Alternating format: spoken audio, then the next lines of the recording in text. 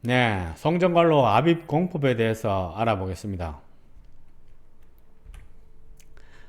네, 오늘의 주제는 첫 번째 지향성 압입 공법, 두 번째 관관 압입 공법, 세 번째 세미실드 공법, 네 번째 압입 공법을 비교해 보겠습니다.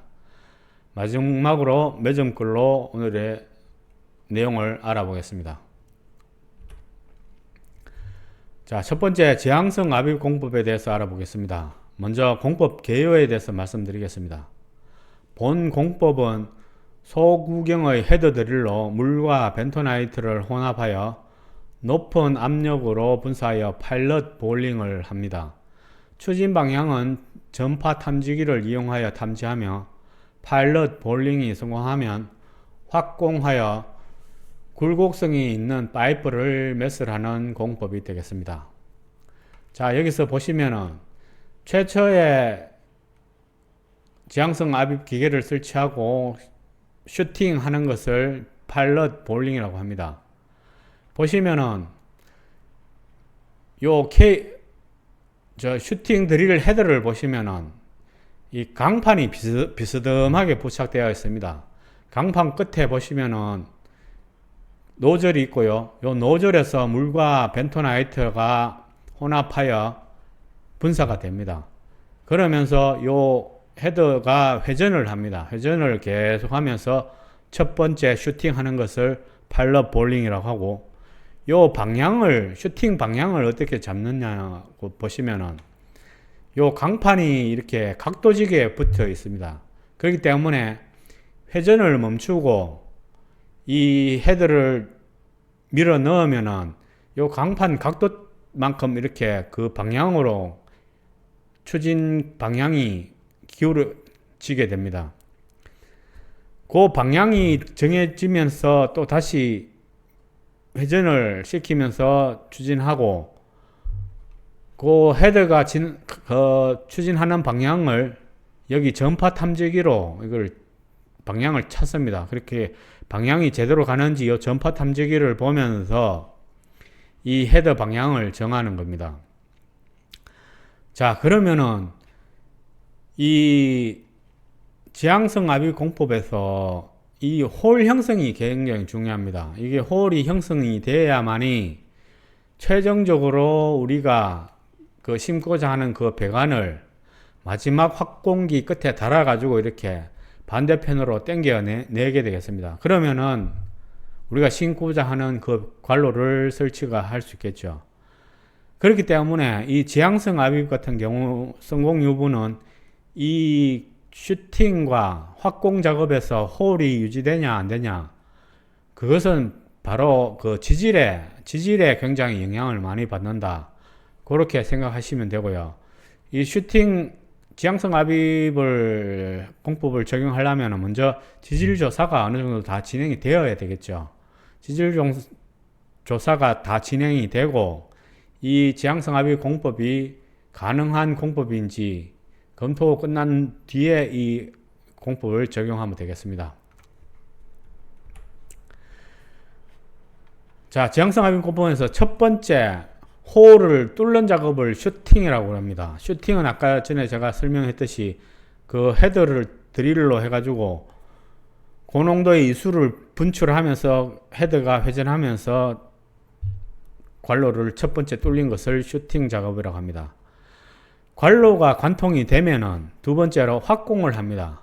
확공은 작은 확공기부터 시작해서 점점점 큰 확공기로 넣어서, 이것도 마찬가지로 이 확공기가 회전을 합니다. 회전을 하면서 고농도의 이수, 즉 벤토나이트와 물이 섞인 고농도의 이수를 분출하면서 홀 형성과 관로를 크기를 확공하게 되겠습니다. 최종적으로 확공기가 관통되면은 그 관통된 뒤에 마지막 최종적인 확공기 뒤에 우리가 신고자 하는 관로 배관을 달아서 이렇게 뽑아내는 거게 되겠죠. 그거를 케이블 풀링이라고 합니다. 그죠? 아니, 관로 풀링이 되겠죠. 그러면은 최종적으로 우리가 신고자 하는 관로가 형성이 되겠습니다. 네, 두 번째로 강관 납입 공법에 대해서 알아보겠습니다. 먼저 공법 개요를 한번 보겠습니다. 본 공법은 후방의 반력벽에 지지된 유압잭을 이용하여 추진관을 압입 후 추진관 내부에서 인력 및 장비로 수평 굴착하여 토사를 외부로 반출시킨 뒤 관관을 용접하여 지중 매입하는 공법을 말한다. 요게 정의가 되겠습니다. 자, 여기서 보시면은 우리가 신고자 하는 요 추진관 관관이 있습니다. 관관이 있고 유압잭을 사용해서 이 관관을 쭉 밀어 넣습니다. 밀어 넣고 이 관관 속에서 사람 인력이나 장비로 이렇게 텁하기를 해서 그 작은 밀차에 텁하긴 토사를 이렇게 밀차에 실어서 밖으로 내서 이렇게 외부로 반출하는 그런 공법을 관관 압입 공법이라고 하겠습니다. 보시면은 이 관관은 이게 유압적으로 쭉 밀어 넣으면은 연약 집안이나 이런 데는 쉽게 들어가겠죠. 쉽게 들어가고 또 들어간 만큼 그 토사를 외부로 반출하면 되겠습니다. 다음은 관관 접합 및 용접을 보겠습니다. 우리가 관관을 밀어 넣고 또 유압잭을 뒤로 후진시켜 가지고 다시 관관을 접합시킵니다. 접합하여 용접하고 다시 관관을 쭉 밀어 넣고, 예를 들어서 이렇게 밀어 넣은 관관이 뭐 바위나 돌이나 이렇게 걸리더라도 사람이 안에서 뭐 브레이크라든지 이렇게 장비를 사용해서 그것을 뭐 깰 수가 있습니다. 그렇기 때문에 요 유압 관관 납입 공법은 사람이 작업하는 거기 때문에 다소 시간이 걸릴 수도 있고요. 또 그 지질에 따른, 앞에 보시면은 예를 들어서 지하수위가 이렇게 있으면은 이렇게 지하수위가 많이 나오게 됩니다. 그러면은 지하수위를 뽑을 수 있는 배수 시스템도 다 만들어야 되고요. 또 그 연약 집안에서 이렇게 뭐 자갈이라든지 모래라든지 이런 집안에서 지하수위가 있다고 했을 때 사람이 거기서 파면은 갑자기 모래 같은 거는 이렇게 물하고 휩쓸려가 이렇게 들어올 수가 있잖아요. 그런 안정성도 고려해야 하기 때문에 이것도 마찬가지로 지질 조사를 하고 이 사람이 들어가서 작업할 수 있는 안전상 여건이 되는지 그것도 좀 검토를 할 필요가 있습니다.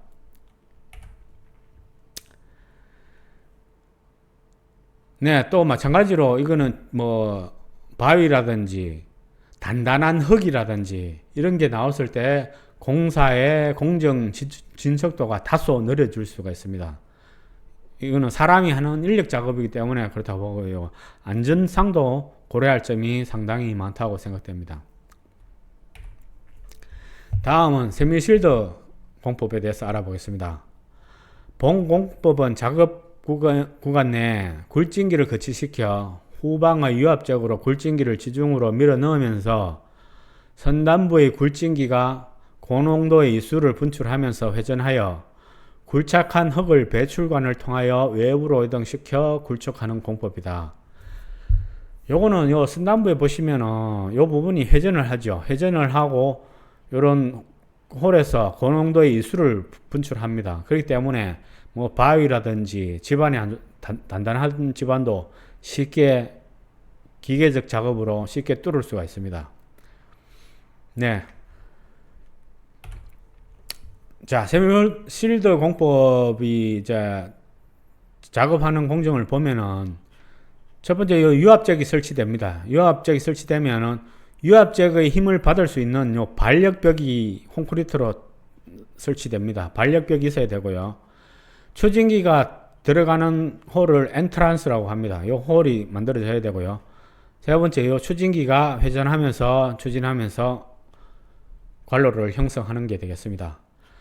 유압잭을 다 다 들어가고 나면은 유압잭을 후진시켜 새로운 추진관을 넣어서 세팅을 하고 다시 추진관을 회전시키면서 그 관로 작업을 배관 작업을 추진할 수가 있겠죠. 네, 보시면은 유압적이 이렇게 설치됩니다. 유압적이 설치되고 이 뒤에 반력벽, 콘크리트 반력벽이 설치됩니다. 유압적은 반력을 받을 수 있는 그 강도의 반력벽이 되어야 되겠죠. 그리고 마찬가지로 여기에는 추진구 과시설이 이렇게 다 설치가 되어야 됩니다. 자, 두 번째 엔트란스. 추진기가 거치되어 가지고 요거 홀로 들어갈 수 있는 그 구멍을 얘기하는 겁니다. 다음 세 번째 요 추진기가 되겠죠. 추진 작업은 요 엔트란스 홀이 만들어지면은 요 추진기를 세팅해서 밀어 넣습니다. 그죠? 그러면 여기에 흉간 배관을 밀착시켜 가지고 이 유압적으로 쭉 밀어 넣으면서 이 추진기 헤드를 회전시킵니다. 회전시키면 여기에서 고농도의 수가 분출되면서 바위든 자갈이든 다 뚫고 나갈 수 있게 됩니다. 그리고 요 헤더의 방향은, 추진기의 방향은 레이저 측정기로 측정하면서 가기 때문에 그 방향을 어느 정도 범위 내에서는 조절하면서 갈 수 있다. 그렇게 말씀드리겠습니다. 이 세미실드는 기계적으로 작업을 하기 때문에 기계가 세팅이 되면은 굉장히 좀 더 빠르게 작업을 될 수 있습니다. 그거는 굉장히 장점이라고 할 수 있겠습니다. 자, 세미실드를 설치하기 위해서는 기본적으로 공간이 많이 필요합니다. 그죠? 이 추진구 과신설들을 건설해야 되고요. 이 흉관을 적재할 수 있는 야적 공간이 있어야 되고, 크레인 장비가 놓을 수 있는 장비 거치할 공간이 있어야 됩니다. 그리고 배토 저류 장치도 있어야 되고요.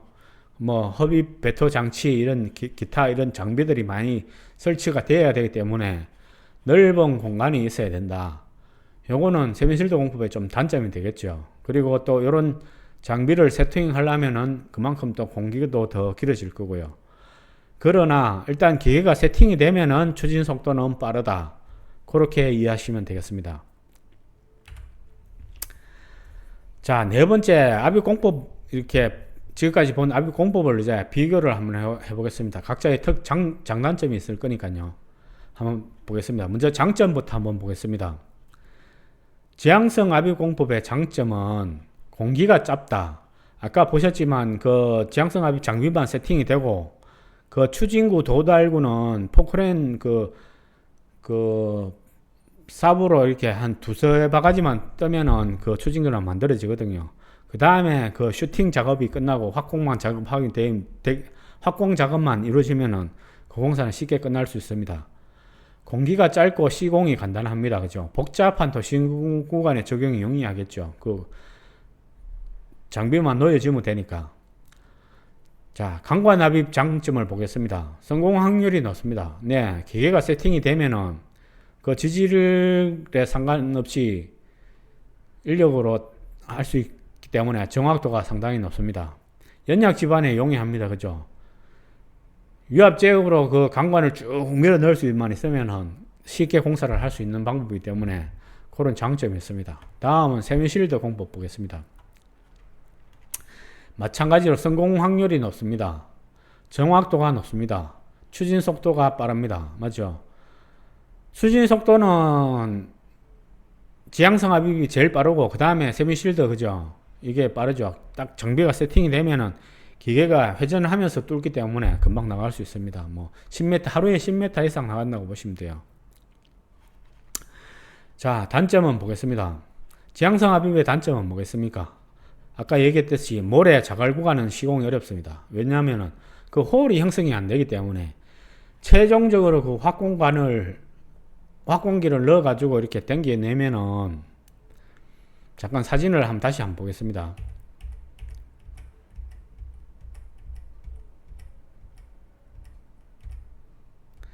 자, 보시면은 이 최종적인 확공기 이게 퇴전하면서 이걸 우리가 신고자 하는 배관을 당겨 옵니다. 그죠?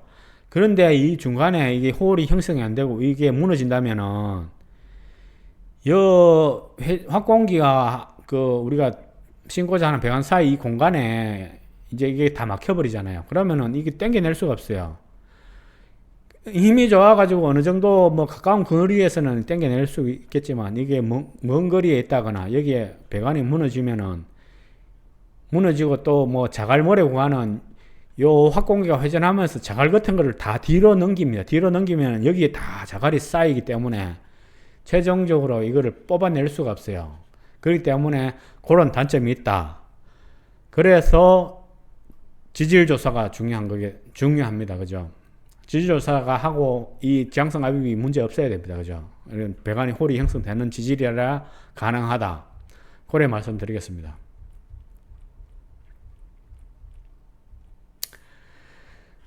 네, 성공 확률이 좀 낮습니다. 그죠? 지질의 영향이 크다. 아까 제가 말씀드렸잖아요. 자, 강과 납입을 보겠습니다.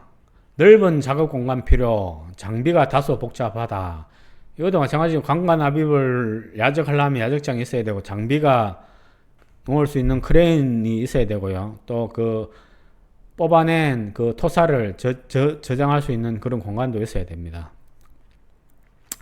시공이 복잡합니다. 다소 복잡하죠.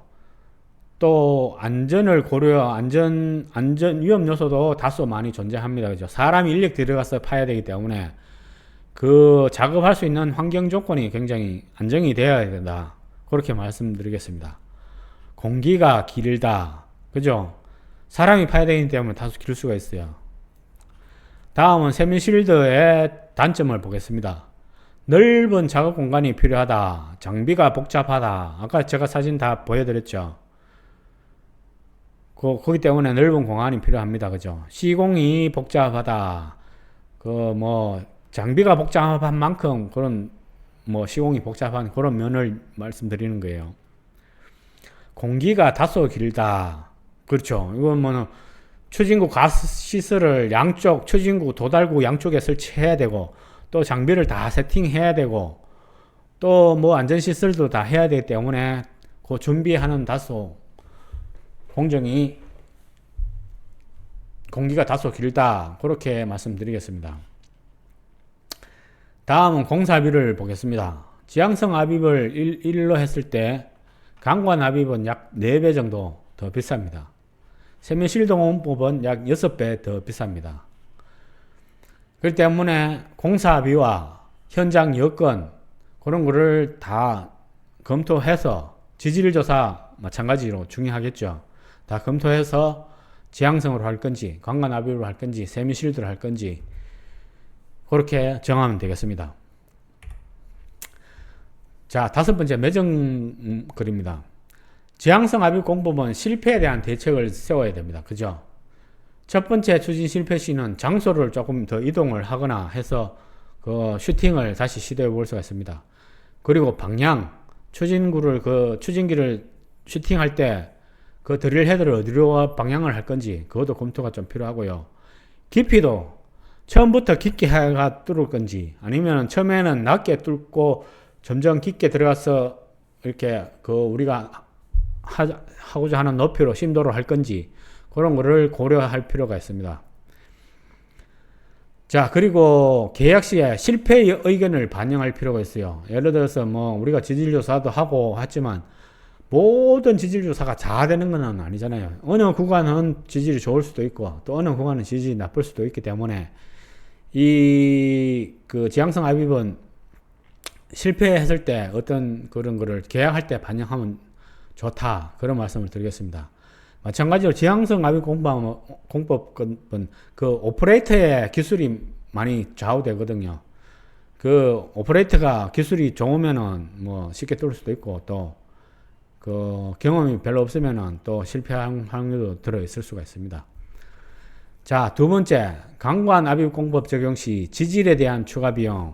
강관 압입은 인력 특파기 때문에 가장 우리가 처음에 지질 조사를 한 거와 다르게 암이 나온다거나 아니면은 단단한 이렇게 그런 흙 종류가 이렇게 나온 다음에 이게 당초가 우리 예상한 것보다 더 사람이 파기 때문에 어렵겠죠.